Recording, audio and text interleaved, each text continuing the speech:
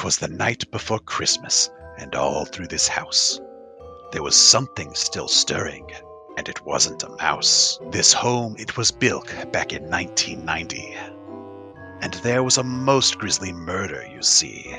The lights would go out, causing flashes of fright, but the family knew what they must do on this night. The professionals, they could come deal with this mess, with a 60% chance of partial success. The boss called us over the worn-out PA. In their sweet, kindly voice, this is what they did say. I know that the holiday's right round the corner, and after that problem with Greg and the mourner, that what most of you want is just some kind of break, but there is a case that we just have to take. There is a family in need of our help at this day, and an upfront deposit they happily paid. So I ask on behalf of this family in fright that we search their home for a spirit this night. Old Jim Bob was saying, It's swamp gas to blame. Do we have to go? 'Cause it sounds pretty lame.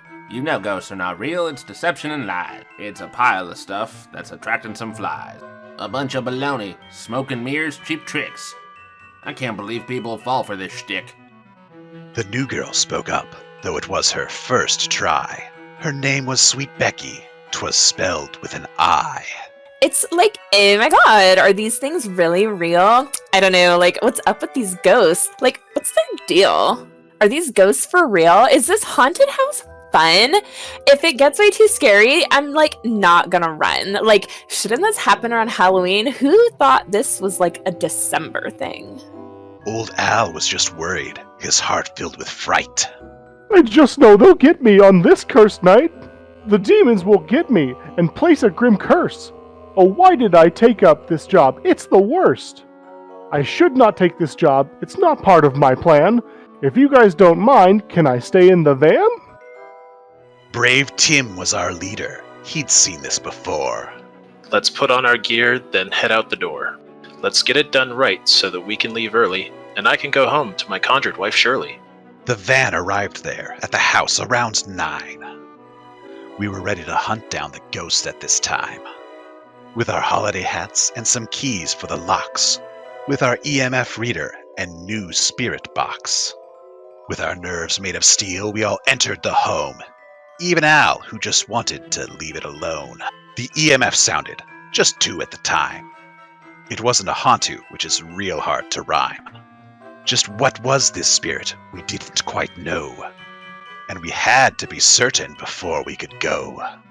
There were many odd plans that we thought of to try. No idea was too zany, we could not deny. Sweet Becky with Spirit Box took a small chance and asked the lost spirit, Like, are you from France? Brave Tim searched the rooms and then smiled with glee. For there on the door was a handprint, you see.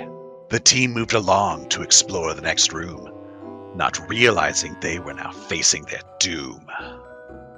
Al traveled the hall and he heard some bells jingle. In the back of his neck he had sensed a slight tingle. Then he heard Sweet Becky scream. What the hell is happening?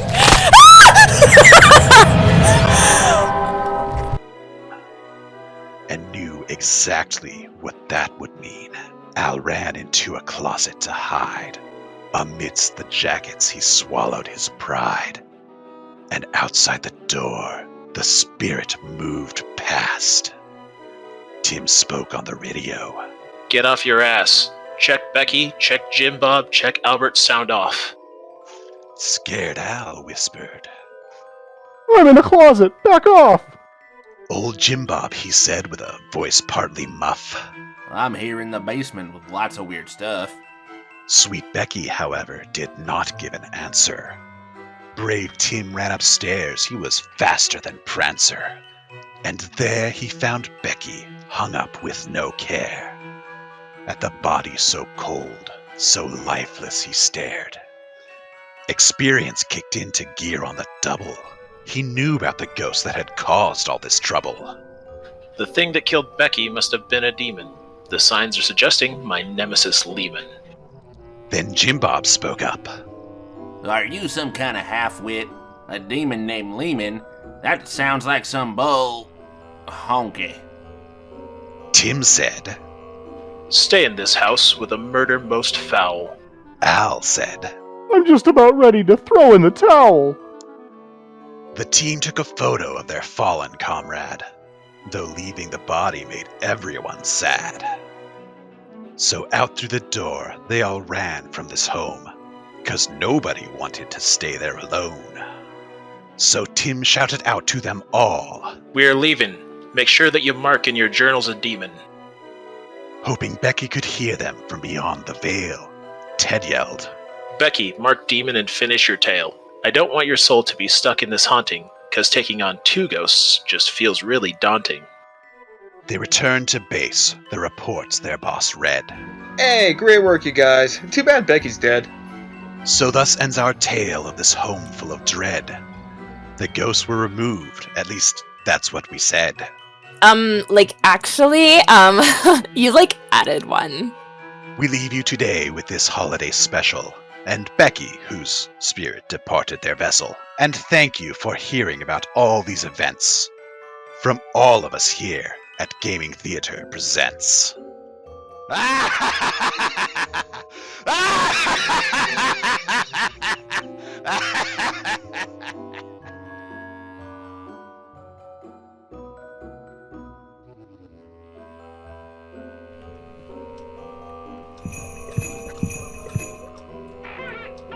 I think Liz might be dead.